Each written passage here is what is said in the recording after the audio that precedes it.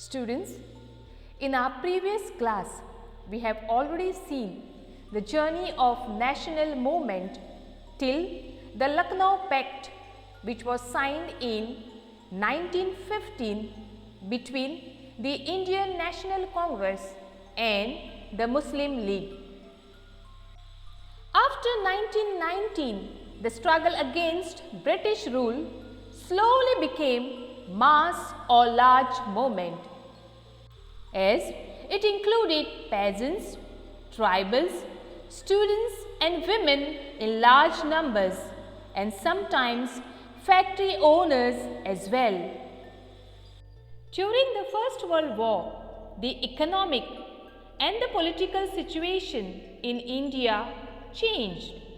The economic means something related to money, and the political situation means something to do with the government.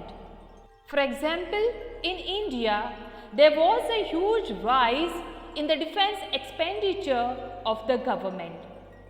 And how did it happen?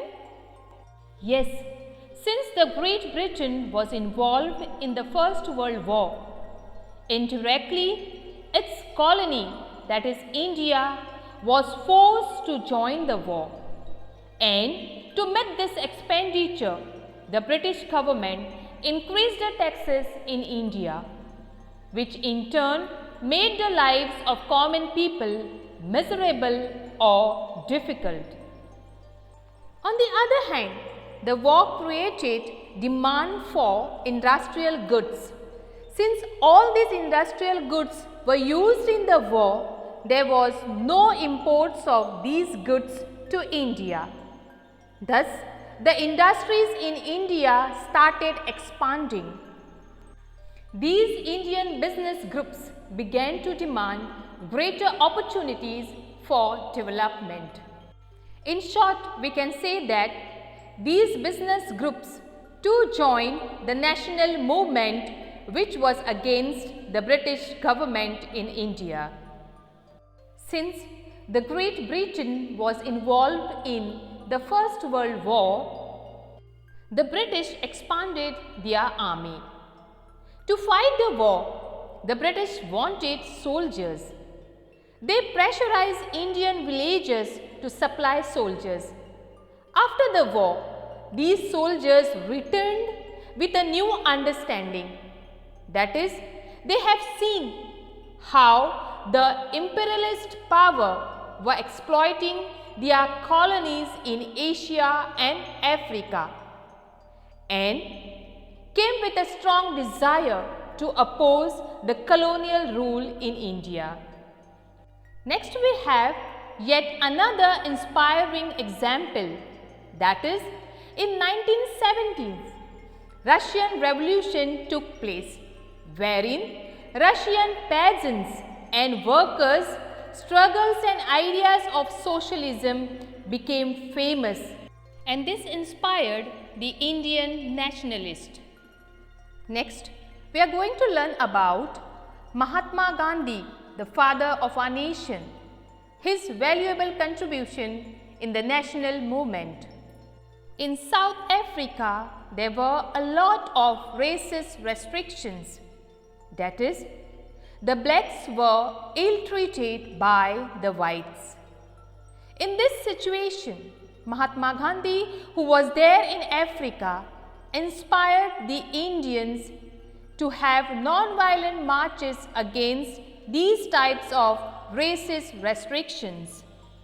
This made Mahatma Gandhi a respected, internationally known leader.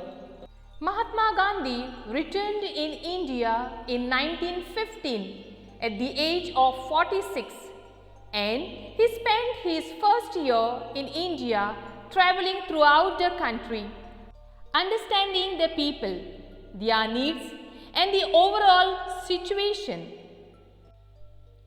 In the beginning, he was involved in local movements. Here, he came in contact with Rajendra Prasad and Vallabhbhai Patel. In 1919, the British government introduced the Rowlatt Act. According to this act, The British government could arrest anybody suspected of terrorist activities. Further, they were free to imprison them for 2 years without proper explanation or justification. To oppose this act, Gandhiji gave a call for a satyagraha. Mahatma Gandhi, Muhammad Ali Jinnah and others felt that the government had no right to restrict people's basic freedoms. Gandhiji asked the Indian people to observe 6 April 1919 as a day of non-violent opposition to this act, as a day of humiliation and prayer and hartals. Satyagraha Sabhas were set up to launch the movement. The Rowlatt Satyagraha turned out to be the first all-India struggle against the British government, although it was largely restricted to cities.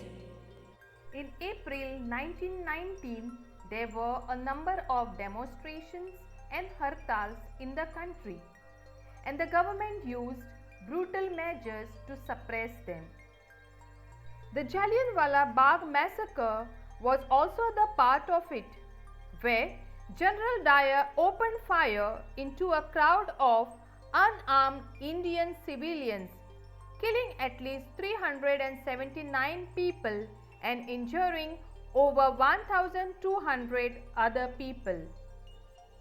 After listening to the Jallianwala Bagh massacre, Rabindranath Tagore's heart was deeply disturbed. To show his anger towards the British government, he renounced his knighthood. Knighthood means an honor granted by the British Crown for exceptional personal achievement or public service.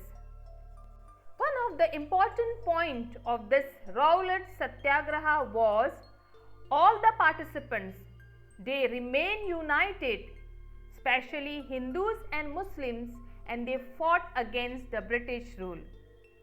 Next we have Khilafah agitation and the non-cooperation movement. In the year 1920, the British imposed a harsh treaty on the Turkish Sultan. This angered the Muslims in India. They wanted the Turkish Sultan to keep control over Muslim sacred places in the Ottoman Empire.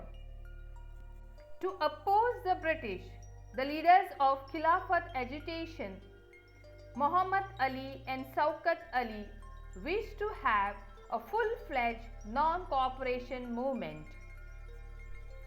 Gandhiji supported them and urged the Congress to campaign against Punjab wrongs, that is Jallianwala Bagh massacre, the Khilafat wrong and demand Swaraj. During this non-cooperation movement, that is from 1921 to 1922, thousands of students left government-controlled schools and colleges. Many lawyers such as Motilal Nehru, C.R. Das, C. Rajagopalachari and Asaf Ali gave up their practices. British titles were surrendered and legislatures boycotted. People lit public bonfires of foreign cloth. The imports of foreign cloth fell drastically between 1920 and 22. Mahatma Gandhi was against violent movements. He abruptly called off the non-cooperation movement when, in February 1922, a crowd of peasants set fire to a police station in Chauri Chaura. 22 policemen were killed on that day. The peasants were provoked because the police had fired on their peaceful demonstration. By 1930, the Indian national movement was in favor of Purna Swaraj. In the year 1930, Mahatma Gandhi decided to lead a march to break the salt law.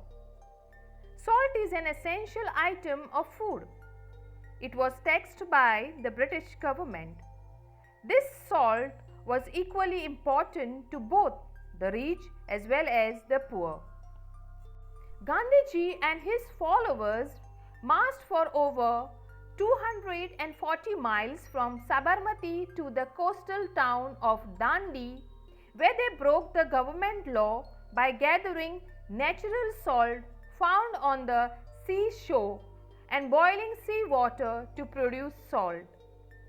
The government tried to crush the movement through brutal action against peaceful satyagrahis. Thousands were sent to jail. Finally, the struggles of Indians bore fruit. The Government of India Act of 1935 was passed. According to this act, provincial autonomy was given and elections were announced in 1937. The Congress was able to form governments in 7 out of 11 provinces. In September 1939, after 2 years of Congress rule in the provinces, the Second World War broke out. Critical of Hitler, Congress leaders were ready to support the British. But in return, they wanted that India be granted independence after the war. The British refused to this demand and the Congress ministries resigned in protest.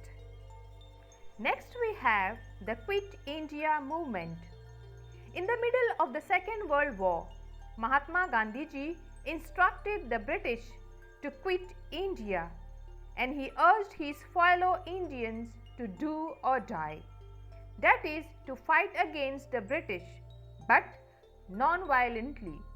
Listening to this news, Mahatma Gandhi and other leaders were jailed at once, but the movement spread all over the country.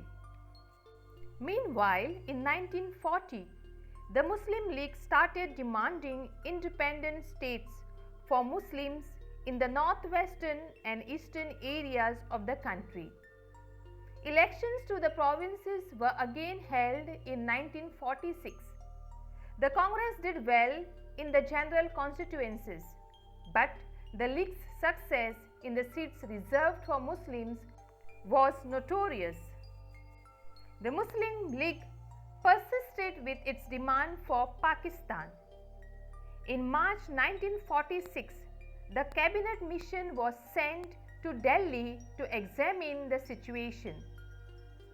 After the failure of the cabinet mission, the Muslim League decided on mass agitation for winning its Pakistan demand. It announced 16 August 1946 as Direct Action Day. On this day, riots broke out in Calcutta, lasting several days and resulting in the death of thousands of people. By March 1947, violence spread to the different parts of northern India. Finally, partition was done. Partition also meant that India changed and a new country, Pakistan, was born. So, the joy of our country's independence from British rule came mixed with the pain and violence of partition.